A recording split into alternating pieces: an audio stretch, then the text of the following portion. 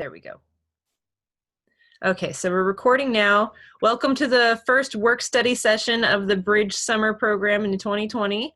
We're going to be taking a look at our first work study activity, and I'm going to share my screen to do this.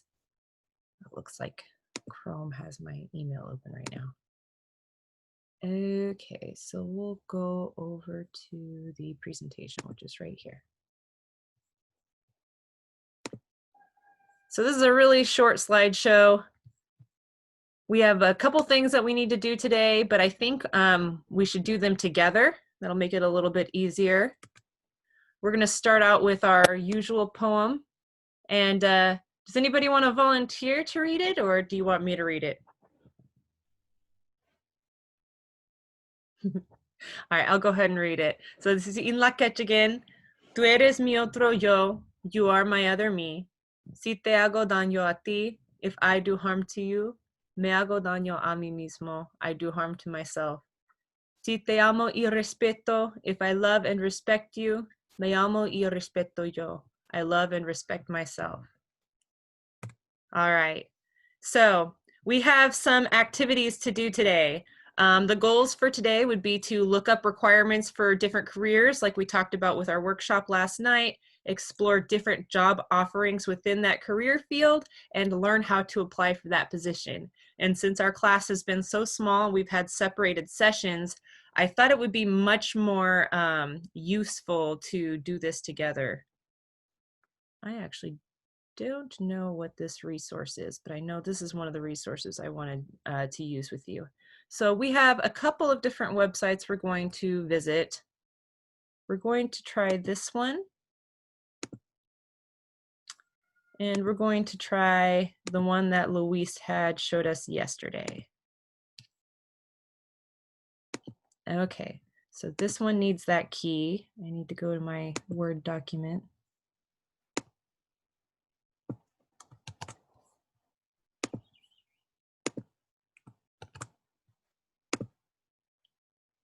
All right, so if you remember, Luis said that we go to careers and that's how we explore. So as I mentioned today, we're going to be actually looking up different careers and different requirements for those careers and explore offerings within that field. So Lily, you're at the very beginning of your college career, but we're going to go ahead and just do this together, and then your work study requirement will be taken care of and you don't have to worry about it. And actually it'll serve as a really good example for what I'm going to be asking about from the others, or what I'm going to be asking for from the other students. And so you'll kind of show them what we're going to be looking for. So I don't actually know what this resource is. I'm going to get rid of that. I have a feeling it's not actually helpful for you. We're going to go ahead and explore different careers. So are there any careers that you have thought about, even if it sounds like something that maybe you don't think you're qualified for, or you wouldn't be qualified for, but it's something you're interested in doing? Let's look up a couple of different careers. We don't have to have too many, but if we get two, then we can look at some good jobs. So Lily, what are some careers that you're considering?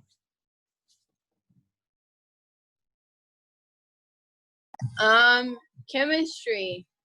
Okay, so let's look at chemistry.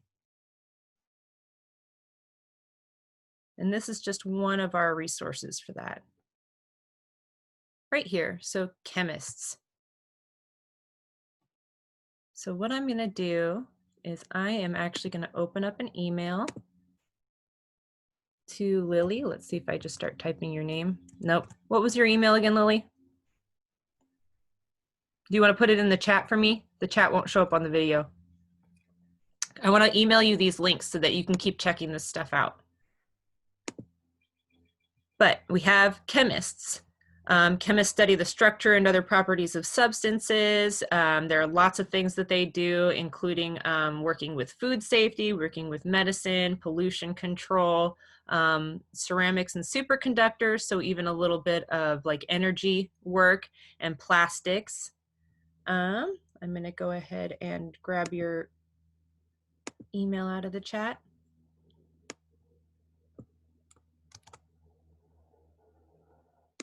And I'm going to put it on my Word document.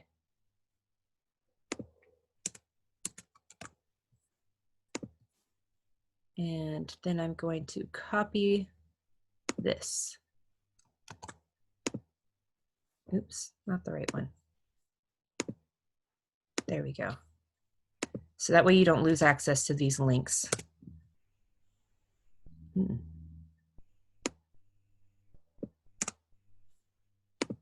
Okay. So we have chemists. What we need to do is we need to look up the requirements for this and about how much you're going to make, right? So you figured out a little bit of what they do. Chemists aren't just people in lab pouring things from one beaker to another. They actually do a lot of things that are relevant to our everyday life. Even like making the computer, sometimes that actually encompasses a little bit of chemistry, right? Batteries. If your computer runs on a battery, and mine's running on a battery right now, then there's a little bit of chemical components in there and they need chemists' help. And actually, even other scientific fields rely a lot on chemistry in order to operate, including biology and physics even. So very, very broad field. You can do a lot of different things. And as you can see, a lot of related careers: agricultural scientists, astronauts, biologists, like we just talked about, chemical engineers, chemical plant operators. This is what you need to pay attention to, Lily, because these are what we're going to look up later on today. So as you can see, this list of different careers, we could look up those careers specifically when we go to do the later activity that we're going to do. So I am going to go ahead and copy this list. And I'm going to paste it into that email so that you know what careers are linked with that according to this website. We have another website that we'll look at too in just a moment. So job duties, what you often have to do is run quality control tests, analyze organic and inorganic compounds, develop new products or processes or improve existing ones, use complex laboratory instruments, study the effects of processes on food, consult with other scientists to analyze research. So that's where the other fields come into play. Direct and advise staff and test procedures. There's all kinds of stuff that you would be doing if you're in chemistry or you're a chemist. And there are lots of different jobs that you can get. There's lots of different information here about common work activities. As you can see, you're going to probably use computers. You're going to document and record information. You might document and record a lot of details. You're going to analyze this information. You're going to identify different objects and different chemicals. And you're probably going to have to run safety workshops on a pretty regular basis, since chemists tend to have to educate people about the effects of different chemicals on one another. And then your working conditions. You probably need to wear closed-toed shoes. You probably need to tie your hair back. Minimal contact with others, or medium contact with others is what that says. Responsible for others' health and safety, right? So you can look at this stuff later on when you go to actually apply for the jobs, and what that will have on the individual job descriptions is what your actual duties would be for that job. Usually this is a full-time job, standard 40-hour a week, but may work longer hours depending on if that's needed. So right now, probably a lot of pharmacists are working extra hours trying to develop a vaccine for this pandemic, right? Chemists are involved in that. There's a little bit about demands. Here's what we really need to know: our skills and abilities, and we need to know the qualifications. So right here, and we're going to go ahead and look at this first. As you can see, in order to be a chemist, most chemists have a bachelor's degree, a Bachelor of Science. A few of them have a master's degree, and even fewer of them have a doctorate. And so actually, walking into this, I thought chemists had to have a doctorate degree, a PhD. But as you can see, only about 18% of all chemists actually even have a PhD. So that's probably the professors of chemistry, right? Or like a master's degree. There are a few people who've been asked to get about a quarter of chemists have a master's degree, right? But most of them, over half of them, have a bachelor's degree. And my guess is that those who have a bachelor's degree, or those who have a master's and a doctorate, also have a bachelor's degree, because that's a requirement to get those other degrees. So Lily, what kind of degree do you need to become a chemist? Just looking at this chart right here. Oh, look at the chart. Yep. A bachelor's. Yep. So you got to get a 4-year degree. 4% have an associate's degree only. My guess is that they probably have additional training and certification and stuff. Um, yeah, so we're going to look at bachelor's degrees, a large requirement for this job. Other programs to consider that might actually lead to the same career field. So actually, even if you don't major in chemistry, if you major in biotechnology or you major in physics or oceanography, it's possible that you could still get a job as a chemist studying some of those other scientific fields. And the cool thing about Evergreen is most likely in any science class you take, you're going to be studying multiple fields of science or multiple fields of study altogether, but a lot of the times it'll be multiple fields of science in addition to that. So the last thing I want to look at on this website are the skills and abilities. So this is what you want to emphasize. I'll show you in a second. These are what you want to emphasize on your cover letter. So for any job that's above like a waiter or above like working at Ross, things like that, you're most likely going to have to write a cover letter to apply. It's really annoying. What I usually do is I'll have one cover letter that I change and I just add a few things depending on what type of job I'm applying for. But most of the jobs that I apply for are in the education field. And so I don't have to change too much about what I've written in order to apply for the different jobs, but they're going to ask me to emphasize very specific things. And if my resume doesn't show that, then I need to talk about it in my cover letter. And these are skills that pretty much all chemists need to have, which is outlined on this website, but these aren't necessarily the requirements for you to get the job. So maybe you have poor communication skills, but you still have all of the actual requirements to get the job. Means that you'd probably get the job, but you might not be as good at it as if you had better communication skills. So just looking at that, communication skills, understanding spoken information, understanding written information, reading and understanding work-related materials, so understanding instruction and reading data, listening to others and asking questions. So if something doesn't make sense or somebody made a mistake, talking to others about that so you understand what's going on. Speaking clearly so listeners can understand, and writing clearly so people can understand. Most scientists have sloppy handwriting is my experience. And so the writing clearly isn't a requirement for that type of job, but it is something that's helpful so that other people can read your data. Nowadays we have computers and tablets and stuff. And so most of the work I'm guessing is probably done on something like that. But if you were to do field work, then that might look a little bit different where you're going out in the field and you're probably having to test water and you have to write down the chemicals that you identified in your water test. For something like that, then you probably need to make sure that you have nice handwriting. Reason and problem solving. As you can see, this is the longest list. So it's mostly these skills that you're going to make sure that you need to have for this field. And if you talk about these things in your cover letter or emphasize some of these things in your cover letter, then you're going to stand out compared to some of the other people who only meet the minimum requirements for the job.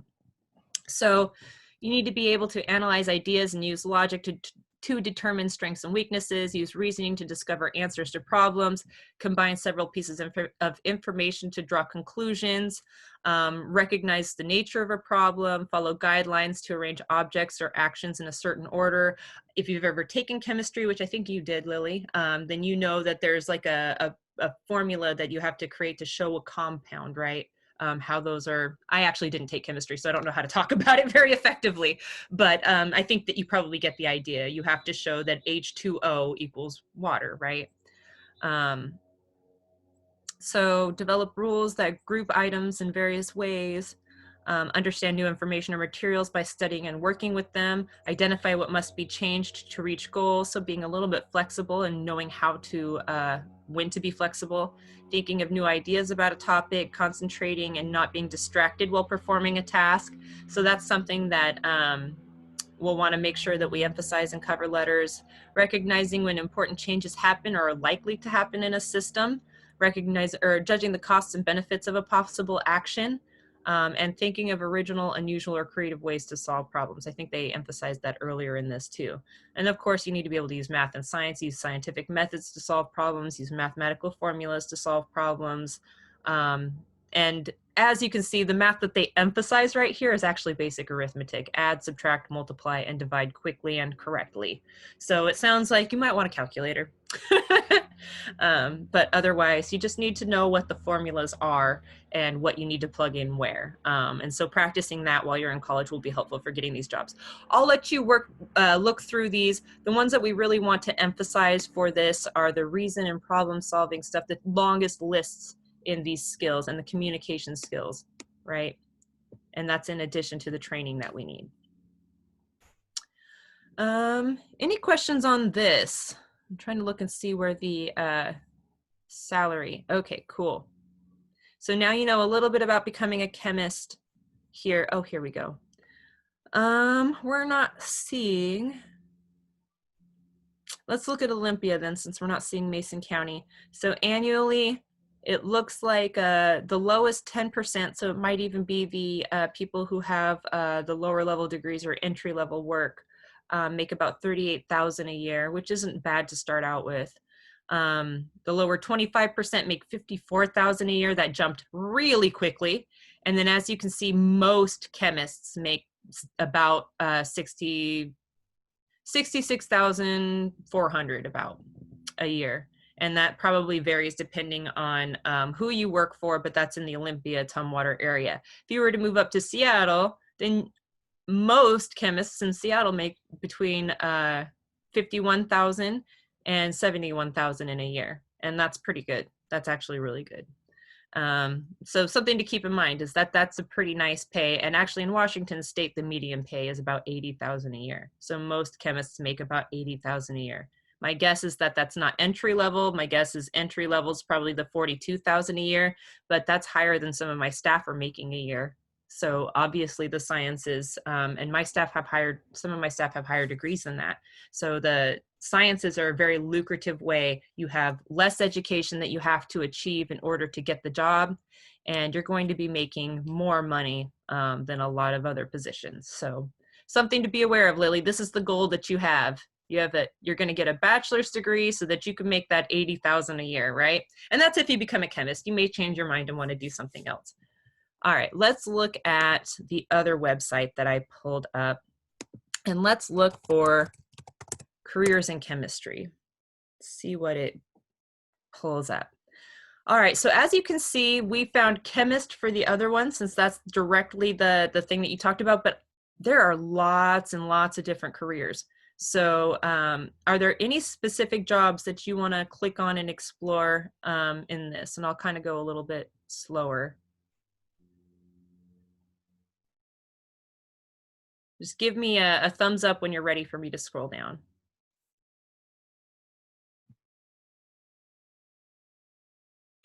Not gonna lie, I don't know what most of these are. And that's because these are the jobs that your schools don't really tell you exist. They just tell you there's a field, chemistry. And as you can see, this is the top one, chemistry teachers. So your chemistry teacher said you can become a chemist if you study chemistry, but actually you can become a lot more than that. So, well, you can teach science. You can study soil and plant, and actually a lot of that is fairly useful for Native American activism, studying water, soil, and plants, because actually Native American activism and climate change and environmentalism are directly linked, because the people who are originally in this country are trying to promote ways to protect this country, because culturally that's more significant to their culture than to the people who invaded the country, right? So lots of things that are really relevant to not only your community, but your interests. And all of these things can probably be taken back into your community, not just the soil and plant scientists, but I know that there are lots of positions available for tribes in those fields. Okay, let's click on that one. Soil and plant? Okay. Yeah. All right, so some alternate titles for that are agronomist, crop nutrition scientist, research soil scientist, or soil scientist. And this is just talking about plants and dirt. There's also water scientists. There's all kinds of stuff out there. People who study birds specifically. And this is a much shorter, as you can see, this is a much shorter description, because this is a very specific job. And you can even like listen to this woman talking about being a soil biologist. You can listen to somebody talking about soil, which is obviously something that they're really interested in and passionate about. There's another person talking about soil. So a lot of people who are into these fields actually get really interested. And actually, even this soil biologist right here sounds excited about what she's talking about. And that's because she's studying something she wants to, and she's doing things with it that she wants to do. A lot of the times people work for the government, and that's actually like the tribes are just another government, and so they'll hire biologists and chemists all the time to help out with their work. And actually, here's a little bit of information about work style. We looked at that already. Personality, people interested in chemistry or interested in this type of work like to think and figure things out. You're an investigative type of person, most likely, if you're going to thrive in this work. And so a little bit of stuff that you need to know about the job. Something that's really helpful is knowing the median yearly salary, and this is across the nation. Remember that other states tend to pay a little bit less than our state, and the 90th percentile yearly salary is 111,480. Be aware that even this amount is more than a lot of people who have a master's in humanities fields, like a master's of arts instead of sciences. This is more than a lot of them make. That's pretty average for our fields, right? So the sciences are very, very lucrative. I'm going to go ahead and I'm actually going to go back one, and I'm going to copy this for you so that you have this list and you can explore all of these that you want to on your own as well. Pull up that email. There we go. Oh yeah, that's right.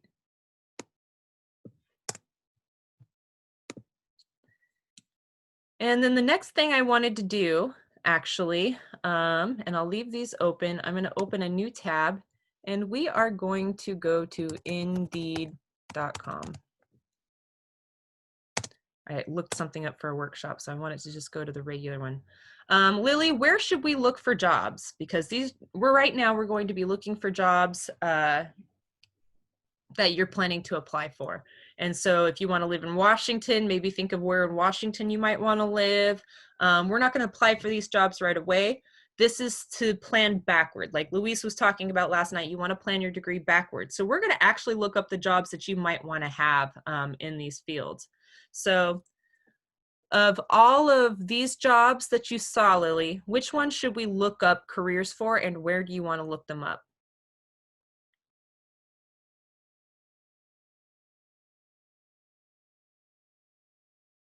I'm not sure. Okay, do you want to keep going with the soil and plant science? Sure. Okay, so let's try that. And then you want to just leave it at Seattle? Yeah. Why not?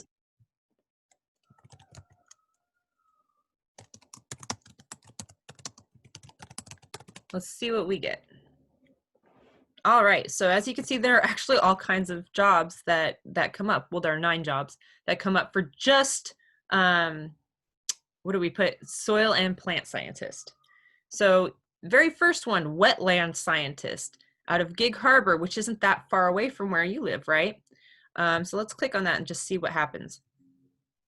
So this is a contract to a possible permanent position for people. Let's see if I scroll up on here. There we go.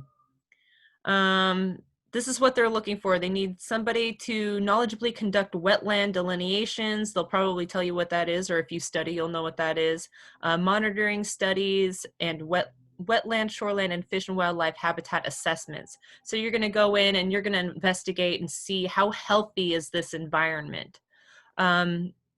They want somebody who has experience accurately completing field reconnaissance and investigation work. So they want somebody who can research, who can investigate.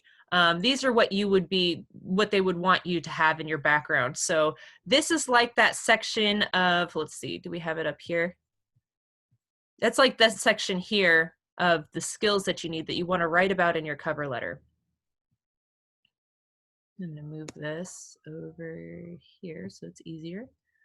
So those are some of the things that you may want to pay attention to as you read through them. to make sure that you can apply for your job. Here's what you need to even get the interview for the job. And this is what you need to pay attention to: skills and experiences needed to apply, or skills and experience needed to apply. So a minimum of a Bachelor of Science degree. So I, with my Bachelor of Arts degree, I can't qualify for this job because I have a Bachelor of Arts and not a Bachelor of Science. And so if you're interested in going into chemistry and getting a job in any of these fields with chemistry, you need a Bachelor of Science. And actually, this is where the catch is: in wetland science, plant soil science, and or related scientific disciplines. So this right here, related scientific disciplines, you can stretch that. And your work at Evergreen will really, really help you, because you're going to be writing evaluations where you have to talk about what you did, what you learned from it, and how it's going to help you in the future. And so if you're able to talk about what you did in a physics class that relates to a biology class, or your biology goals or chemistry goals, sorry, I was mixing those up, then that's going to help you when you go to interview for a job if you have a degree in a field that's not exactly the field that you want to. So getting a job in chemistry doesn't even mean that you have to go into chemistry science exclusively. You can work as a biologist probably. It's that related scientific discipline and understanding the procedures and having the background in order to do the jobs that you need to do. It says minimum 3 years experience in wetland delineations and related fish and wildlife habitat assessments. So this is an important one. If you're coming straight out of college, Lily, do you have 3 years of experience in wetland delineations and related fish and wildlife habitat assessments? No. Not exactly, but how can you possibly get that while you're in college? Wait, what do you mean? That's actually what a lot of college students ask too, but if you're coming right out of college and you want to get this job as a wetland scientist, it says you need a minimum of 3 years of experience in wetland delineations. So Wetland. yeah, wetland delineations. I don't actually know what that is, Oh, but that is today. well, if that's something that you need and you see this in the job descriptions that you're looking for now, then when you go to study chemistry, you can make sure that your instructors know that you really want to know about wetland delineations and assessing wildlife habitats. And that's something that maybe you can get internships, maybe in your classes you can do field research, or even getting an entry-level job at a different place before applying to this one that'll allow you to get that type of experience. And even if you don't get paid, you can always still claim some of that experience. So if you volunteered for the tribe and you went and did wetland delineations for them for 3 years, and like that's giving you experience doing what you need for this job, it doesn't have to be professional experience. It just has to be experience that somebody else can vouch for. So do 3 years, or maybe probably not 3 years is actually doable in college itself, but maybe you do like a class or two where you learn how to do wetland delineations and habitat assessments.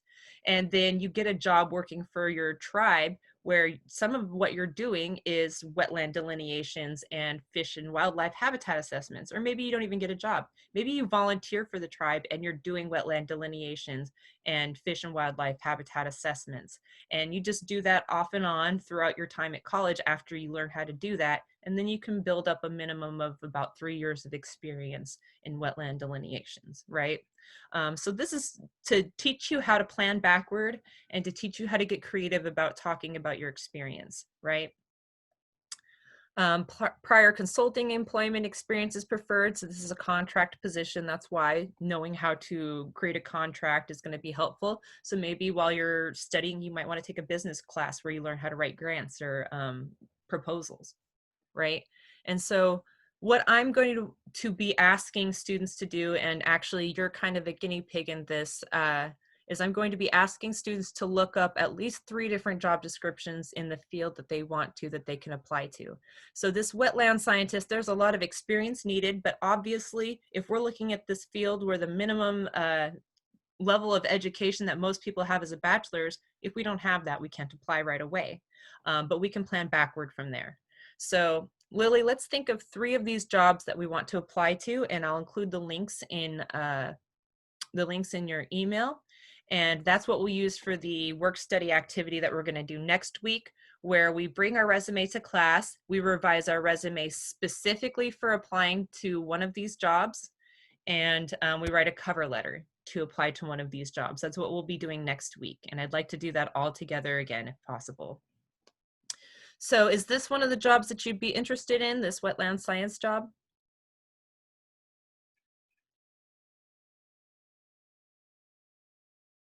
Yeah. Okay. So let's look for 2 more after this, and it doesn't have to even be in the same like actual like soil and plant scientists. We could look for something else. We could even look for a chemist job if you want. Do you want to do that? Okay. So let me put this in your email so I don't forget. And this was for the soil plant job.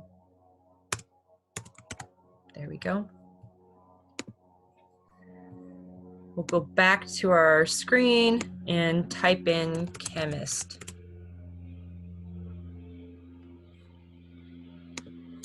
All right, so you have lots of interesting stuff going on. Actually, look at this. The very first one that pops up is Director of Research and Innovation for a new company called Paula's Choice Skincare. So it's like a makeup company, but they need chemists so that they know what's going to damage people's skin, so that they know without testing on animals if it's going to be a good product for people.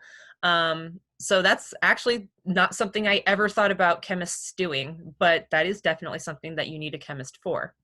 And that's something that we could look at. Research associate, so learning how to research. There's just right off the bat chemist for the Department of the Navy. So I hope this stands out to you. You don't have to join the military to work for the military, actually. You can just get the degree, apply for the job. If you get hired for it, they'll give you a pass where you can get onto the base and do work for the government. And there are lots of benefits working for the government. I work for the federal government with Upward Bound, and it's actually a pretty nice gig to work for the federal government. So that's for a chemist. A research chemist for the U.S. Department of Commerce. This is another federal job where you're working for the federal government, not the state government. And look at how much money these people are making. This is just for these individual jobs. You start out at a minimum of $70,000 a year, right? And what about this makeup one? It doesn't actually have, let me see if it has it in here.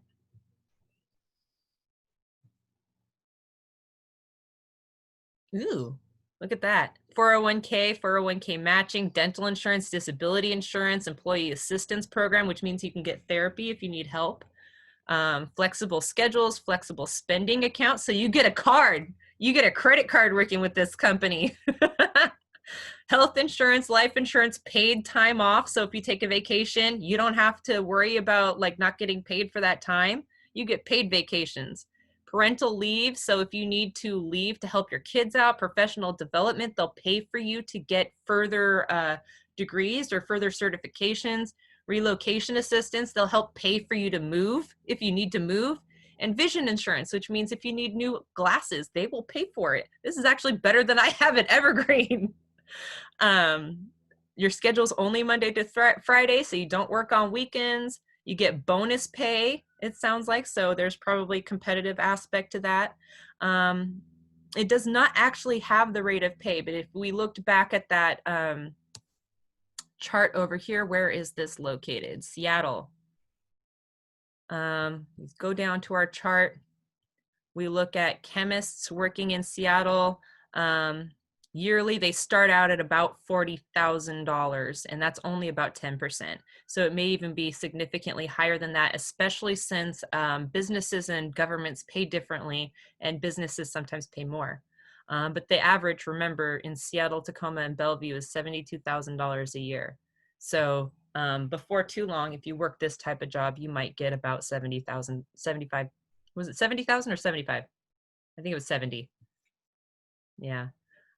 So that's something really cool to think about. All these jobs that require these degrees or this specific degree, they have a lot of benefits with them, even if they don't pay as much. You know how expensive life insurance is, or health insurance, or a 401k, which is retirement, meaning that even if you stopped working, you have a little bit of money from that place still there for when you stop working later on, or when you can no longer work.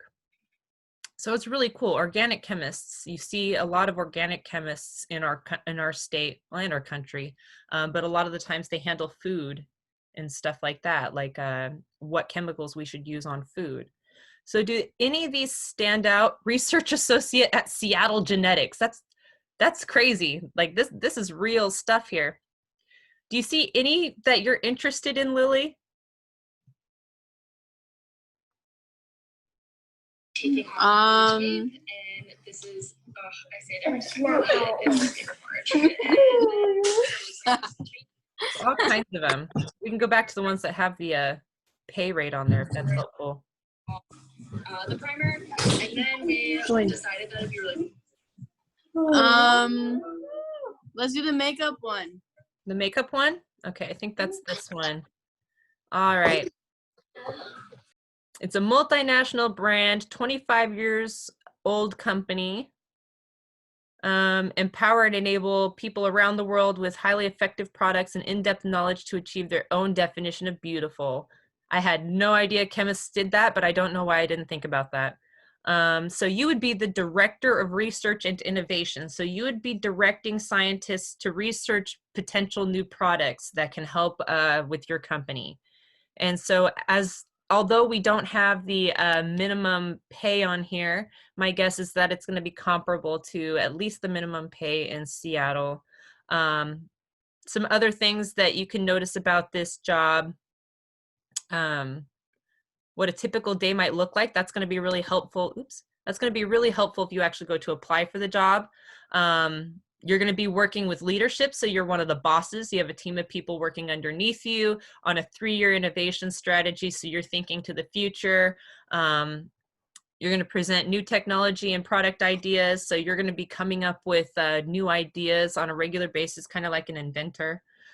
Discovering novel and effective ingredients. So you're going to be actually like trying things out, hopefully not on animals. Driving new innovation and technology, managing the blue sky development and research to ensure steady pipeline of forward-looking innovation.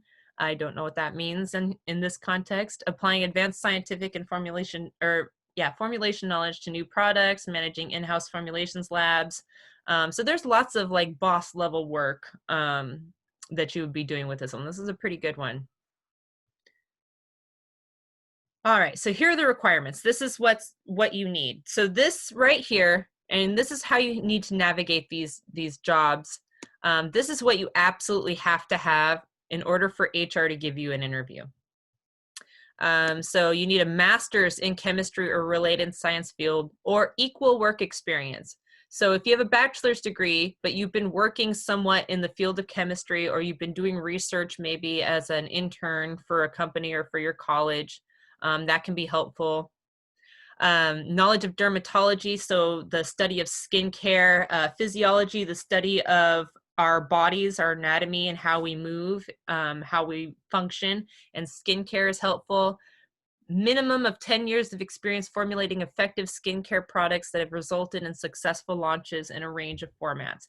So they want somebody with a little bit of experience doing this. And so this is something that you would probably apply for, not coming right out of college, but maybe after you've done that soil and plant work for a while, right? And so these are some of the things that you would need to emphasize in your job description, or in your resume, sorry. These things in your job description. And this is going to go for every single job you apply for. And then what you want to talk about in your cover letter that doesn't have to be in your resume. Strong background and knowledge in skin physiology, ability to objectively read and interpret scientific studies, general understanding of global regulatory formula requirements, lots of things that are in addition to what you have to have. These things are going to help you get this job, but they're not required. So I'm going to go ahead and paste this in there as well. And then let's come up with one other either job description or one other job that you might want to apply for. So do you want to keep looking on this one, Lily, or should we try a different one? Let's try a different one. Okay.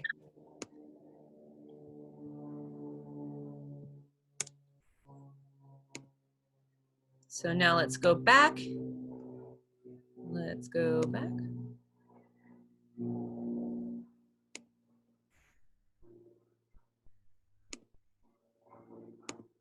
All right, so are there any others on here that we might want to look up? This list is pretty easy to work with.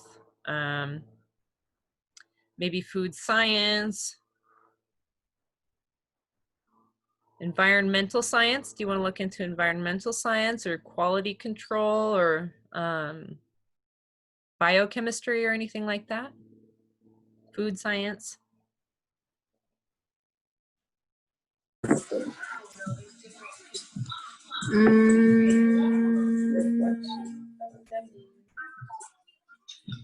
I don't know. What do you think is more me? You, let me see here. I could see you doing really well in environmental science or even as a teacher. Okay, bet let's click on the teacher one. You want to click on the chemistry teacher? Sure. Okay, so this is the college teacher one, and then actually I think they're all college teachers that they have on here at least. All right, so we'll go ahead and click on chemistry teacher. So that would be at the college level. Oh, that's not the one I meant to click on, sorry. I meant to go to this one.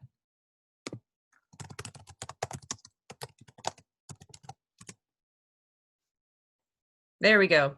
So math and science teacher, chemistry teacher, high school chemistry teacher, high school mathematics and science teacher, summer math and science teacher. Are there any that you actually want to look at? Let's do the high school one. The high school science teacher or the high school chemistry teacher? High school chemistry teacher. Okay. So that's in Bellevue for the Bellevue School District. Your duties and responsibilities, I mean, you're teaching. You can look at that on your own if you want to. What we need is education and experience. So now how do we even apply for this job? So required, possess or qualify for immediate issuance of a valid Washington State teaching certificate with an endorsement in chemistry. So even if you studied chemistry, you couldn't become a high school chemistry teacher without studying education. So this is actually a really weird system, and I won't go into the reasons behind it, but this is a job that if you got your degree in chemistry, you wouldn't be qualified for it without further education. But we could look at, like this actually might be something, let's see, does this require certification? Sometimes these private institutions don't. Yeah, so look right here. So for this math and science teacher for Brightmont Academy, which might be a private or a charter academy or a charter school, this is what you need. You need to enjoy the challenges of teaching and meeting individual needs of students. So you need to be able to like enjoy actually talking in front of people for a while and talking individually with students. You need a 4-year bachelor's degree, preferred with master's, but you don't have to have it. You just need a 4-year bachelor's degree, and it doesn't have to be in science. Demonstrates proficiency of technology resources, tools, and curricula. So basically you're able to use the computer systems that they have, or you're able to learn them if you can't.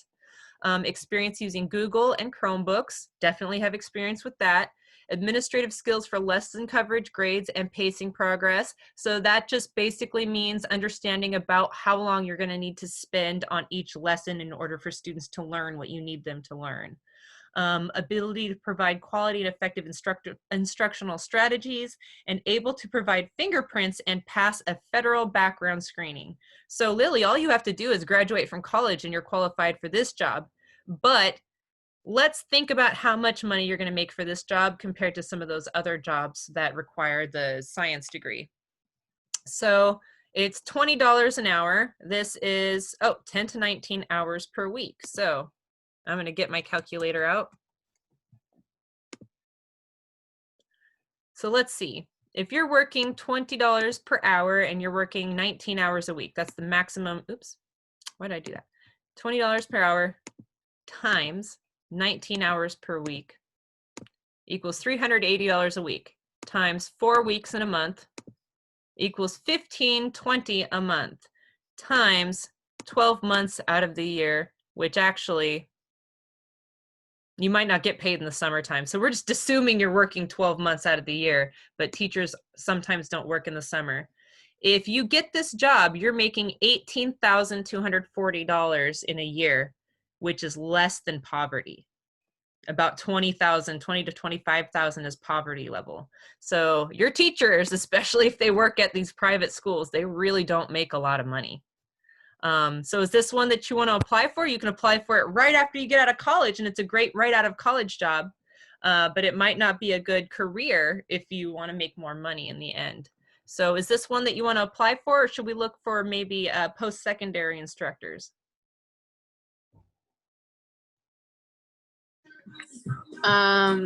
What?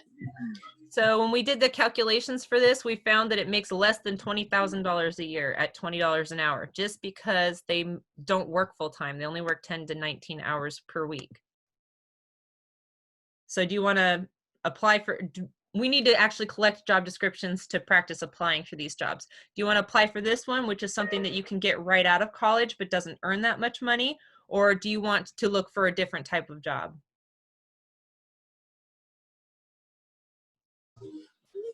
We can look for a different job. Okay.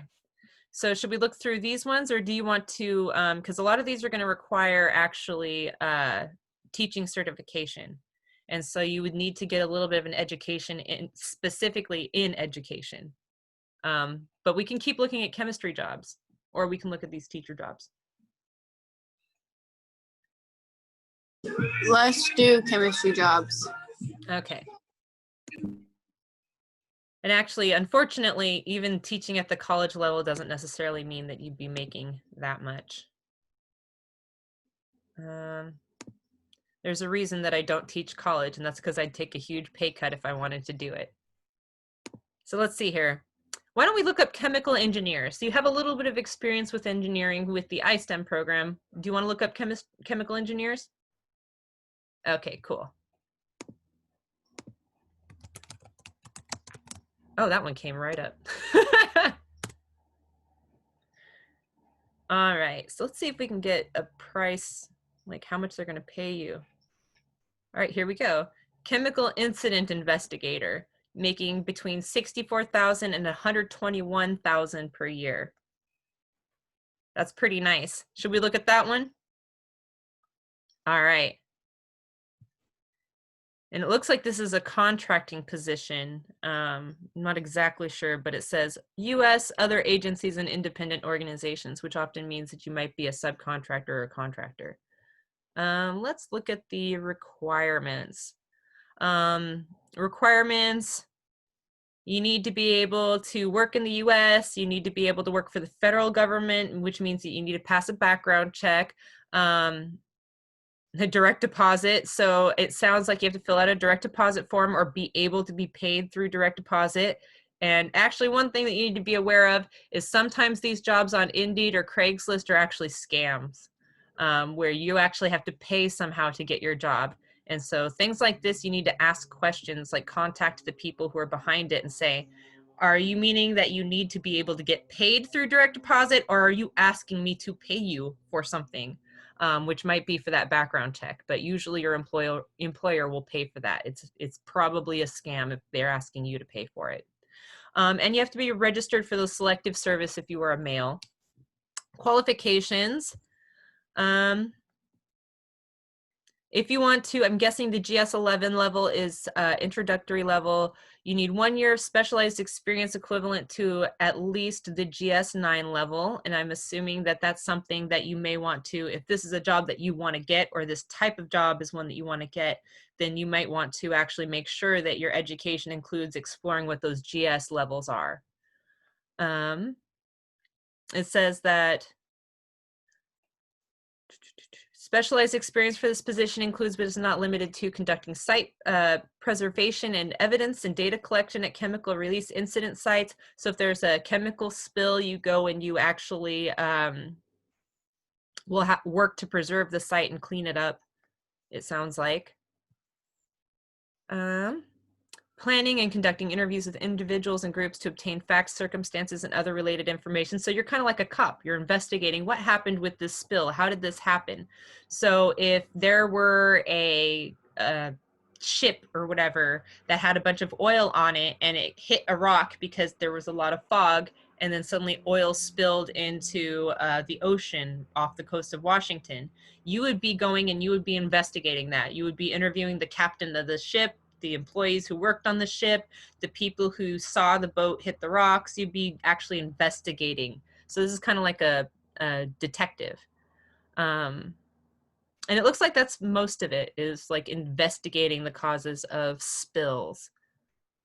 And you're applying the root cause analysis techniques to develop the root cause and causal factors for chemical and or petroleum refinery accidents. So it sounds like you will be sent out to respond specifically to spills and stuff. You would also need a doctoral degree or 3 years of progressively higher level graduate education. So that means that you could have a master's degree and just take an extra year with that, and they would consider that progressively higher level as long as you were challenging yourself throughout that time. And a combination of education experience, they want to see that you've not only studied, that you've gone out and tried to do some of this stuff. So this sounds like a good job. It does sound like this is probably planning for an actual future career. So is this something that we want to put down as something we'll work to apply to, since it does make a lot of money and seems to be a really cool job actually? But it would be something that you would have to apply for after graduate school. So you'd have to make a plan for that.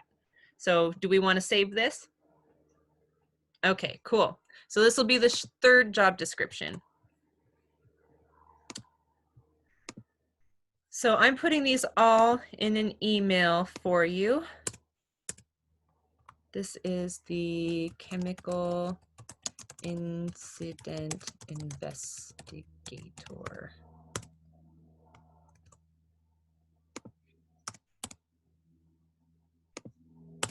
All right. So Lily, what I want you to do for next Friday, this will be due next Friday, I want you to go through and pick of the job descriptions that we went through. I want you to pick your favorite one. And I want you to take your resume, which you already have created, and maybe even an existing cover letter, and bring that to the work study session next week, even if you just have it printed out.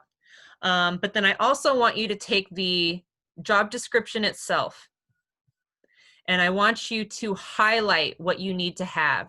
So let's go to one of the other jobs that'll be a little bit easier to make a plan for. So let's try this one. Apparently it doesn't just click.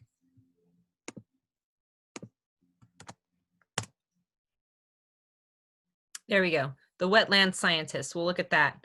So what I want you to do, Lily, for next week is to take this wetland scientist job description, copy and paste everything into a Google Doc, and I want you to highlight the skills that you already have and in one color. So maybe you highlight those skills in yellow. It's up to you what color you use. But in a different color, I want you to highlight the skills that you need to get during college and after college. So those will be your goal skills. And the ones that you already have, those are skills that you can already write to in order to apply for the job, okay? So that's all you need to have done by next week, is take one of those job descriptions, your favorite one, and highlight what you already have experience with in one color, and highlight what you need to get experience with in college and beyond in another color, okay? So like one thing that you might already have, the ability to work independently. Highlight that in yellow maybe. But you need to learn how to do, you need to learn how to do wetland assessments. So maybe highlight that in green. Does that make sense? Cool. So that's due next Friday. And everything that was due today, we did together. So you're good to go for today. Remember that you have the annotated bibliography still that's due on Monday. That means that you need to have your sources and relatively know what your sources are. One of those sources is the book, though. And so that's going to be helpful. I created a video of Doña Marina's story, and I'm going to keep trying to make videos today. I have a dentist appointment and stuff, but I'll try to make some videos in my spare time. But I think I'm going to skip over a pause on the coast and try to do every other chapter for you guys in terms of videos so that it gets a little bit faster for you to get through. Do you think that'll be helpful? Okay, cool. Any questions about the work study work that we did today, or that we're planning, or what's due for next Friday before I stop the recording? Okay, so I'm going to go ahead and stop.